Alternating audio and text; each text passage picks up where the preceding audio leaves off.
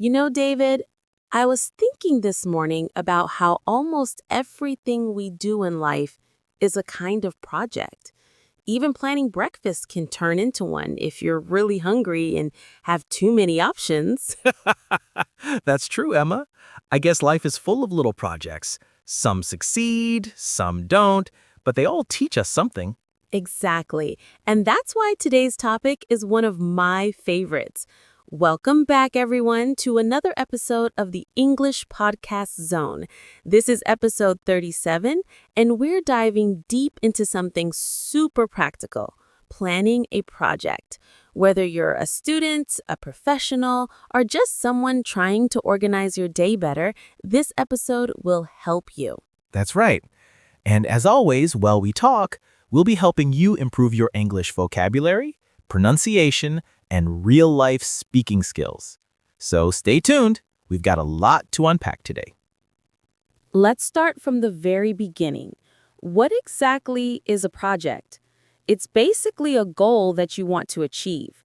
But instead of just thinking about it, you actually create a plan to make it happen. It could be a school presentation, a community event, or even starting your own YouTube channel. I like that definition. A project is like a bridge between an idea and action. Without a plan, an idea just stays in your head.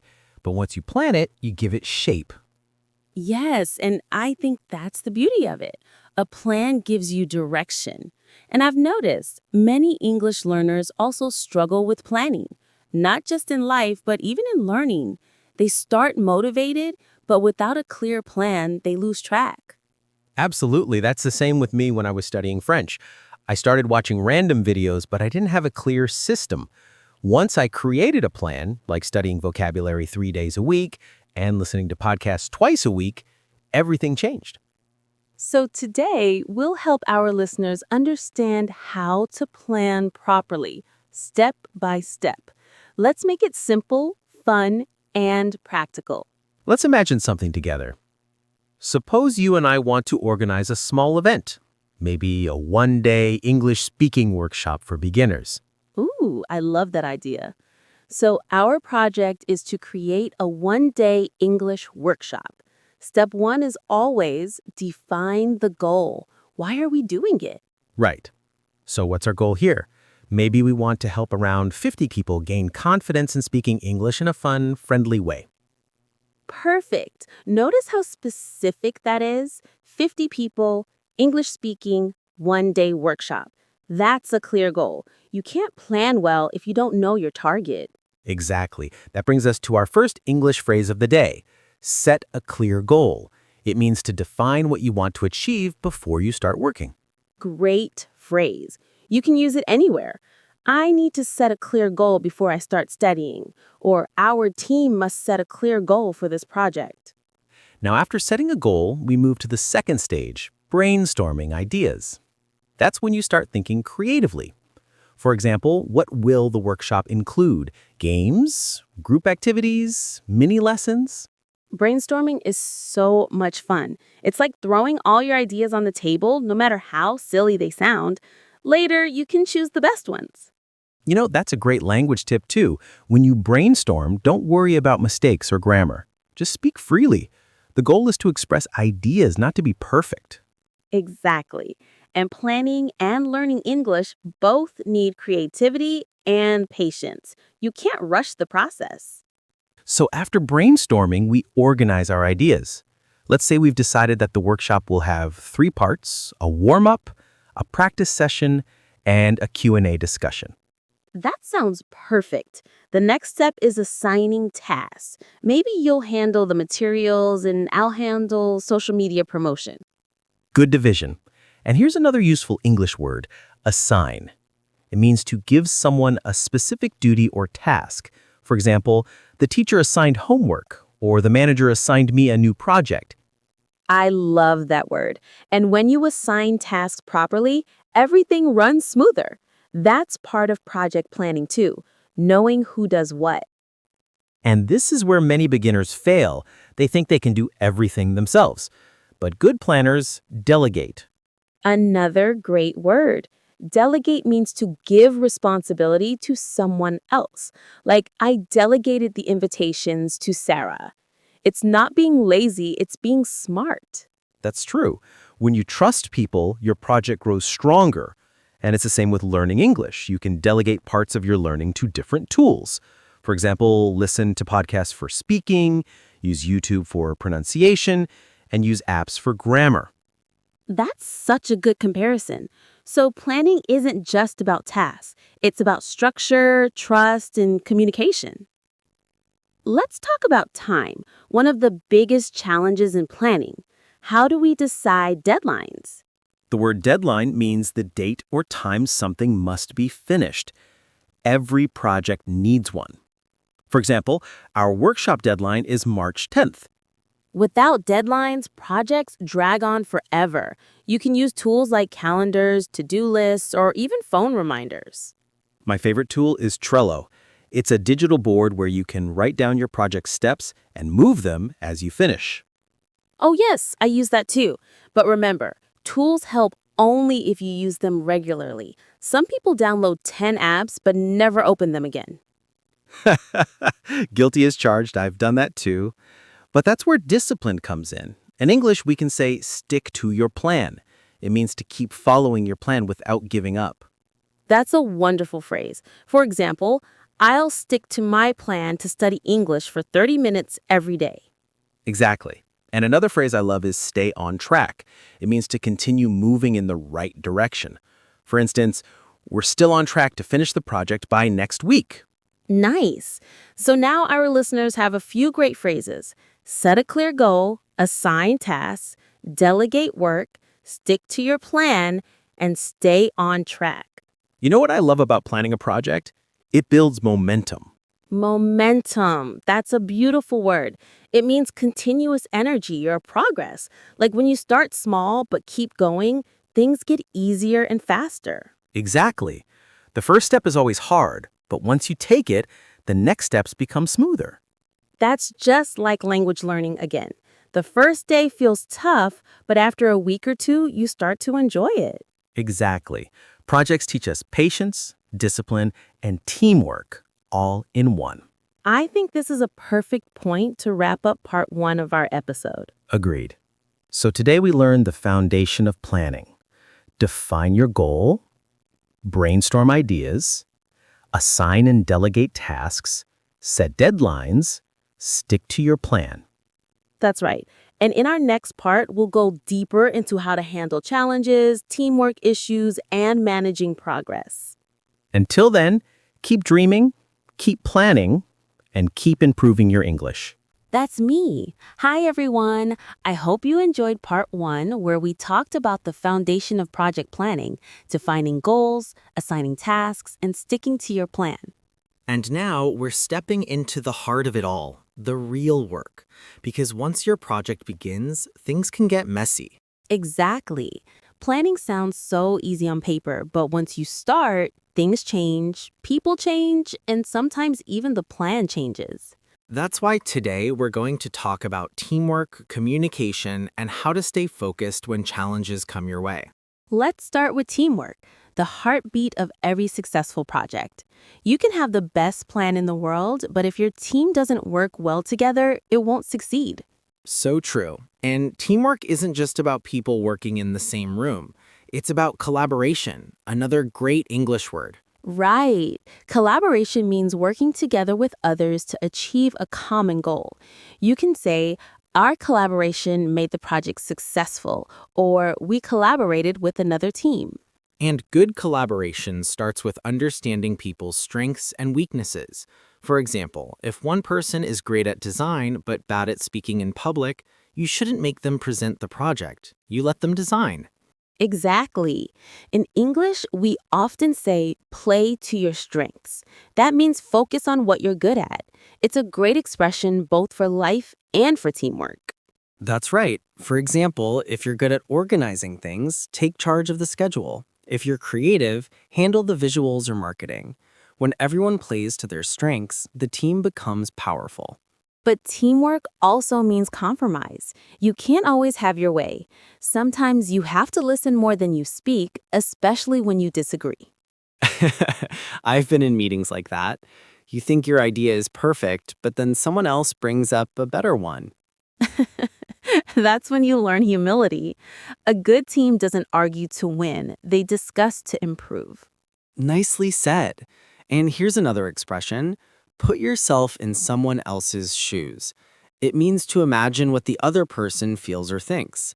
This helps reduce conflict and build understanding. So, to everyone listening, if you ever work in a group or plan a project, remember, teamwork isn't about control, it's about connection. Communication is what keeps the project alive. Think of it like oxygen. Without it, the team can't breathe. Beautiful metaphor. And clear communication means being honest, respectful, and specific. Many people make mistakes because they assume others understand them. Oh, yes, I thought you meant this, or I didn't know you changed the plan. Those sentences come up when communication fails. Exactly. So, here's an English tip. Use confirmation phrases. For example, if you're not sure, say, just to confirm, we're meeting at 3 p.m., right? Or, can you please clarify what you meant by that? That's so important. In English, people appreciate clarity more than speed. It's okay to ask questions. It shows responsibility, not weakness. Another great expression is keep everyone in the loop. It means keeping all team members informed about what's happening. For example, I'll send a message to keep everyone in the loop about tomorrow's changes. That's professional and polite. And when we talk about polite communication, tone matters too. You can say the same thing kindly or rudely, depending on your words. Right, you're wrong sounds harsh, but I see your point, but I have a different idea sounds respectful. And that's the key. Respectful communication builds trust, and trust makes projects flow smoothly. One more thing, feedback. Many people fear feedback, but it's not criticism, it's growth. I agree. In English, a good way to give feedback is to use the sandwich method.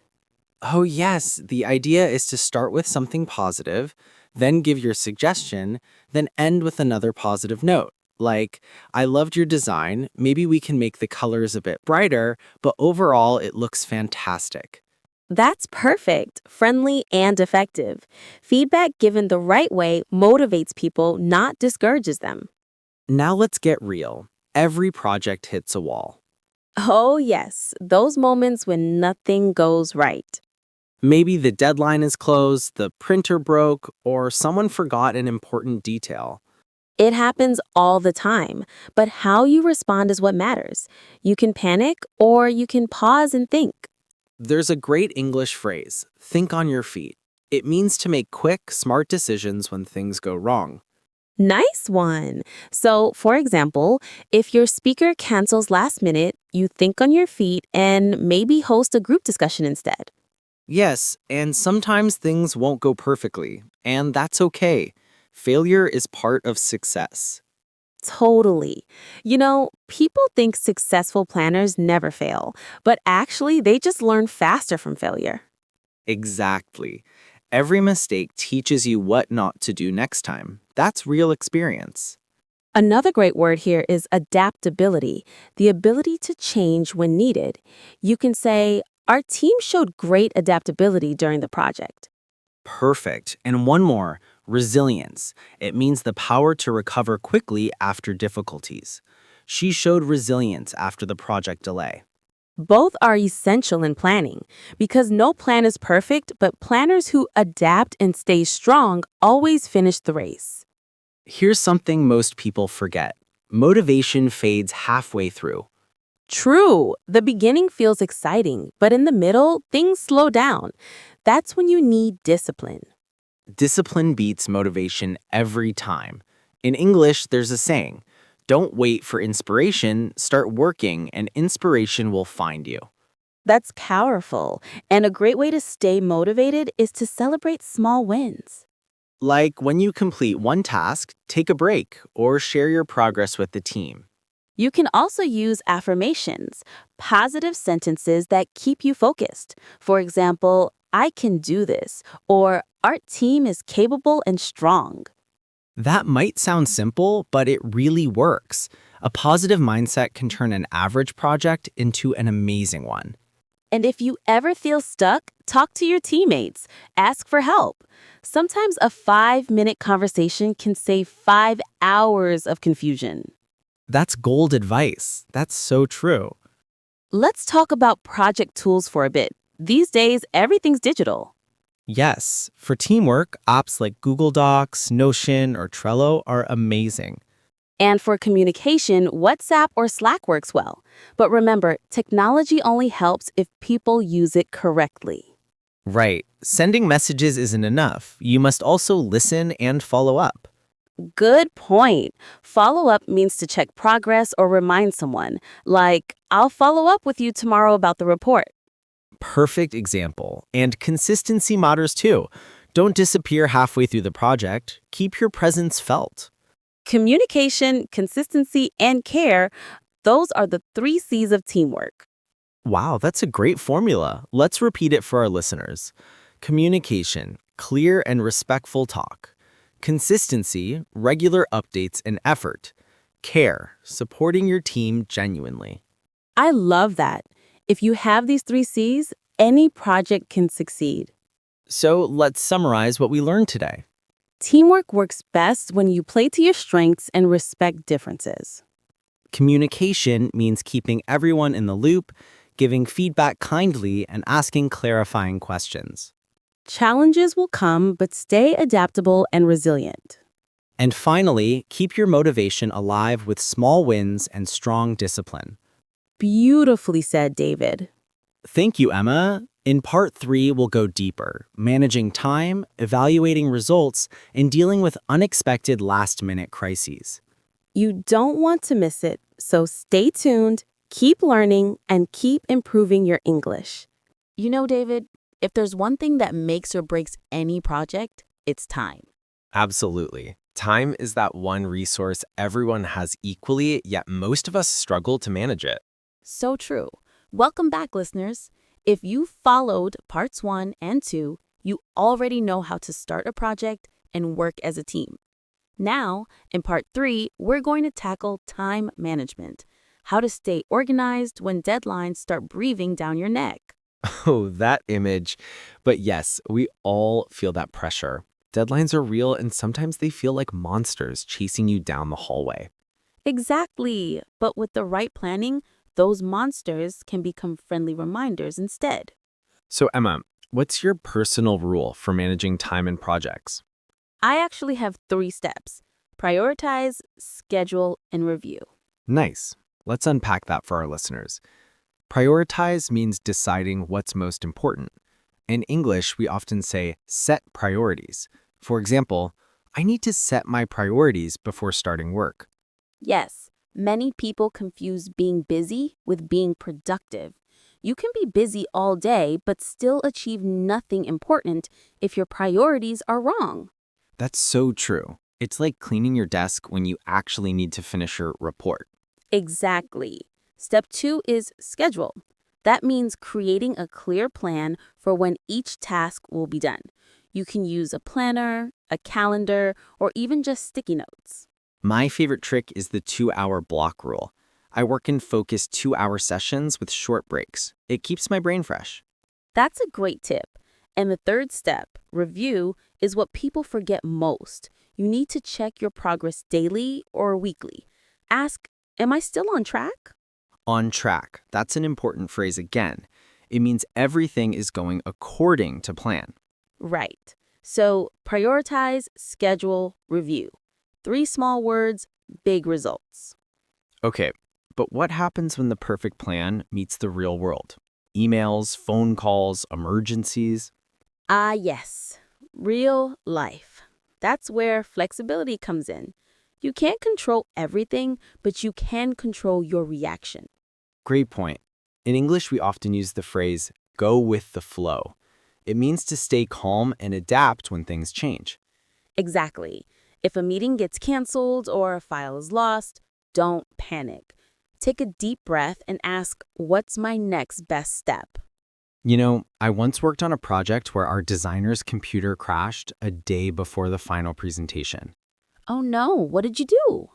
We stayed calm, used a backup laptop, and simplified the slides. In the end, it went better than expected. That's when I learned that stress never solves a problem. Action does. Beautifully said. That brings us to another good English phrase, take action. It means to do something instead of just talking or worrying. Right, like we need to take action to fix the delay, for example. And sometimes taking small actions quickly prevents bigger problems later. Exactly. That's called being proactive, acting before issues grow. Managing time alone is one thing, but doing it as a team is a whole different story. Oh, yes. When more people are involved, timing gets complicated. That's why it's important to have regular check-ins. A check-in is a short meeting to discuss progress and adjust plans if needed. Right. For example, let's have a Monday morning check-in. It keeps everyone aligned. And one trick I use is setting mini deadlines before the big one. That way, the team stays motivated and avoids last-minute panic. Smart. So instead of one final date, you have smaller internal dates. It's like checkpoints in a race. Exactly. And whenever you complete one, celebrate a little. Maybe a team coffee break or just saying, well done, can keep energy high. Appreciation is powerful. People work better when they feel valued. 100%. So, to summarize this bit, use check-ins, mini deadlines, and appreciation to keep your team's time under control. All right, let's get honest. Sometimes things fall apart. A delay here, a missing file there, and suddenly panic hits. What should we do then? Step 1, don't blame. Step 2, analyze. Step 3, recover. Nicely structured. Thank you. A laugh. Blaming wastes time. Analyzing helps you understand the root cause. Maybe communication failed, or maybe expectations weren't clear. And recovery means making a revised plan. That's a good word. Revise means to change or improve something after checking it. Exactly. So we revised our project schedule after the delay. It shows responsibility, not failure. I like that. In fact, learning to revise plans is one of the strongest professional habits you can develop. True. Some people think revising means starting over, but it's actually adjusting. You keep what works and fix what doesn't. That's also a mindset thing, accepting that plans evolve. Yes, in English, there's a saying, plans are useless, but planning is everything. That's from Dwight Eisenhower, right? Exactly. It means the act of planning prepares you for change. That's deep and very real for anyone who's ever managed a project. Let's talk about professionalism. When deadlines approach and pressure rises, some people lose their cool. Oh, yes. I've seen that. People shouting, panicking, blaming each other. It's chaos. Yes, and that's when leaders shine. A professional stays calm and keeps the team motivated. There's a great English expression, keep your cool. It means to stay calm even in stressful situations. For example, the manager kept her cool even when the presentation failed. Perfect. And when you keep your cool, others follow your energy. Leadership isn't about authority. It's about attitude. Absolutely. Another key phrase here is lead by example. It means show others what to do through your own actions. Yes, instead of saying work harder, you show dedication yourself. And professionalism also means respecting time, arriving on time, replying to emails quickly, and keeping promises. Punctuality, responsibility, and respect. Those are universal professional values. And remember, even small gestures like thanking teammates go a long way. There's one more topic I think we should address. Burnout. Yes, that feeling when you're completely exhausted and can't think straight. Exactly. Burnout happens when you work too long without rest. Many project teams face it. especially before deadlines. So, how do we prevent it? The first step is recognizing it early, when you feel tired, irritated, or less creative. That's your body's signal. The second step is balance. Take breaks, go for a walk, sleep well. You can't pour from an empty cup. Beautiful line. And I'd add, set boundaries. Don't answer work messages at midnight. Huh, guilty, but yes, boundaries help you stay productive long term. In English, we can say, I'm drawing a line between work and rest. It means to create a healthy limit. Nice phrase. And if you lead a team, remind your members to rest too. Tired teams make tired decisions. Absolutely. Energy management is part of time management. So Emma, let's summarize part 3 before we move on. Sure. We covered prioritize, schedule, and review for personal time management, flexibility and proactivity when plans change, team check-ins and mini deadlines to stay aligned, revising plans instead of panicking when things go wrong, professionalism and calmness under pressure, preventing burnout through balance and rest. That's a powerful toolkit for anyone planning a project or even just managing their week. Exactly. If our listeners apply even half of these, their next project will run much smoother. In the final part of this episode, part 4, we'll talk about completion, how to finish strong, evaluate results, and celebrate success. Yes, and we'll also discuss reflection, turning each project into a lesson for life and language learning. I'm excited for that one. Me too. So take a deep breath, grab some water, and get ready for the last stretch of our journey. Until then, remember, keep your cool, manage your time, and stay inspired. You know, David, it's funny how every project starts with excitement and ends with lessons. Absolutely. That's the beauty of it. You begin with a plan, stumble a few times, and somehow end up wiser than when you started. Exactly. And that's what today's final part is all about, how to finish a project well, reflect, and grow. Yes. So, dear listeners, welcome to the final segment of episode 37, Planning a Project. You've stayed with us through brainstorming, teamwork, and time management. Now it's time for the final step, completion and reflection. You know what I've noticed? Many people lose energy near the end of a project. They start strong, but as the deadline gets close, they rush or give up on quality. So true. It's like running a marathon and slowing down just before the finish line. Exactly. That's why it's important to keep your focus till the very end. In English, we often say, finish strong. Yes, finish strong means to complete something with your best effort, even when you're tired. For example, the team finished strong and delivered the project on time. That's a great example. Finishing strong means reviewing every small detail, making sure nothing is left unfinished. I like to do what I call a final sweep. I go through every document, every message, and check if something needs correction or follow-up. Smart habit. And don't forget quality control. That's a common term in English workplaces. It means checking that everything meets the right standard. Right. You can say, our team is doing quality control before submitting the report. And emotionally, finishing strong also means keeping your team motivated until the end.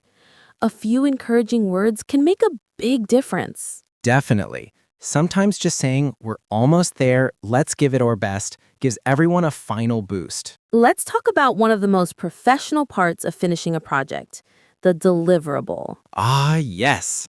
In project language, a deliverable is the final product or result you hand over to your client, teacher, or team. For example, the deliverable for this project is a presentation and a written report. And presentation matters. The way you package your deliverable shows respect and pride in your work. So true.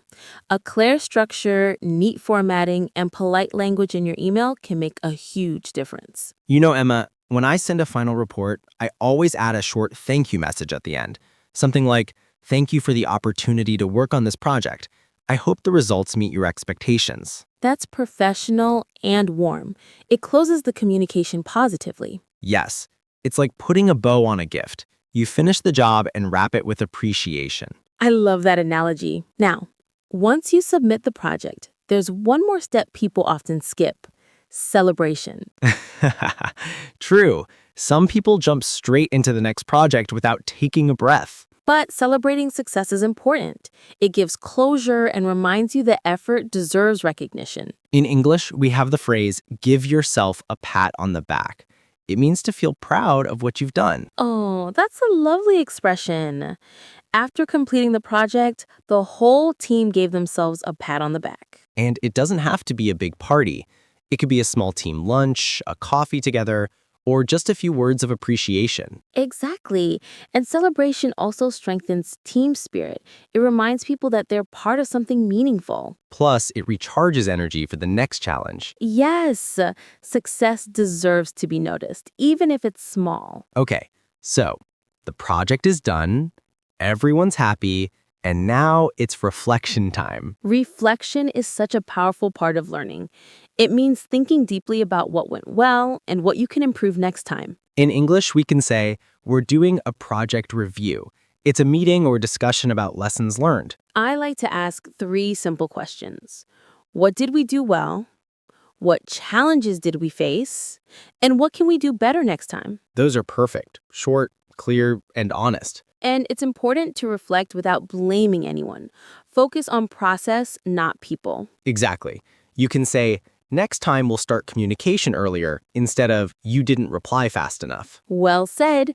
Reflection isn't about guilt, it's about growth. In fact, reflection turns experience into wisdom. Beautifully put, Emma. And journaling helps too. Right.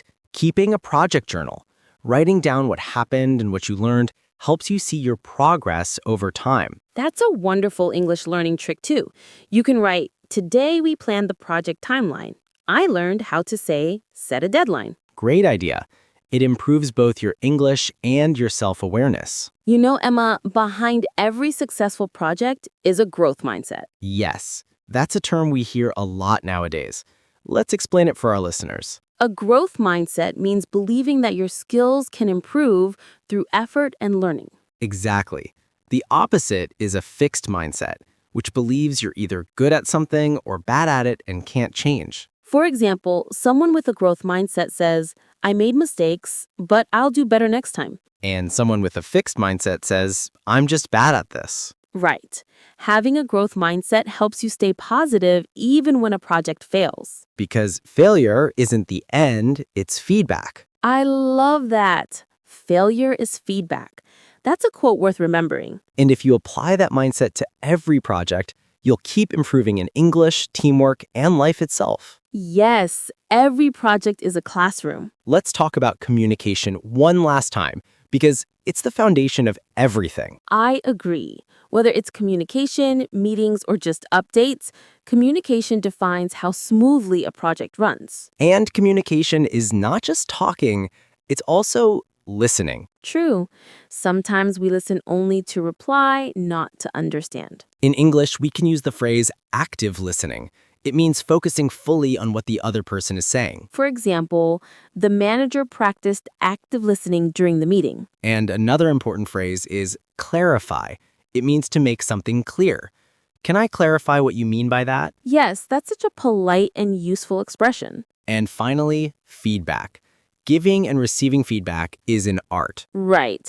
And when you give feedback, remember to balance it. Start with something positive, then discuss what can be improved. Like a sandwich. Positive, improvement, positive. Exactly. We call that the feedback sandwich. It works because it keeps motivation alive while still helping people grow. Since this is an English learning podcast, let's highlight a few key expressions for finishing projects. Great idea. Listeners, you can write these down or repeat them aloud for practice. Okay, here we go. We're wrapping up the project. Let's finalize the details. We've met all the requirements. The project was a success. We'll present our findings next week. Excellent phrases.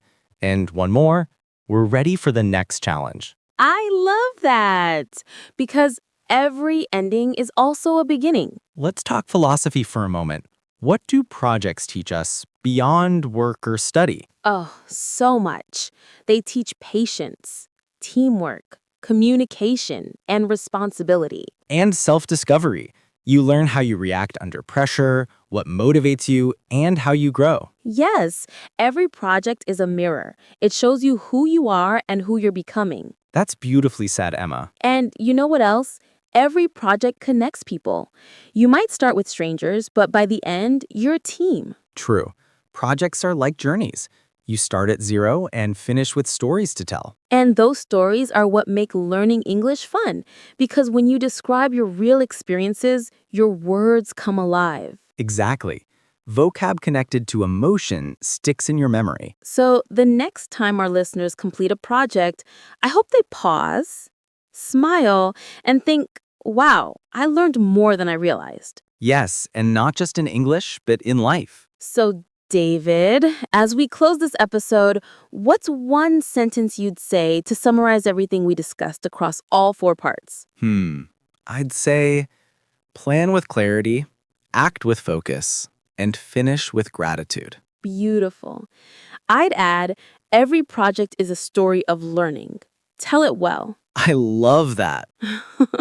Well, listeners, you've completed the full journey of learning English through real-life projects planning. And we're proud of you for staying till the end.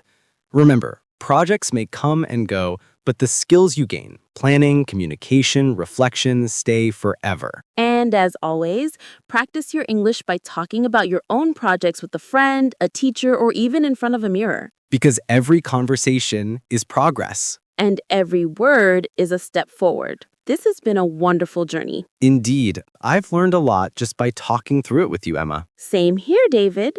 That's the power of conversation. And with that, we wrap up episode 37, Planning a Project. Thank you for listening, dear learners. Keep planning, keep growing, and keep shining. Until next time, This is Emma, and this is David, and you've been listening to the English Podcast Zone.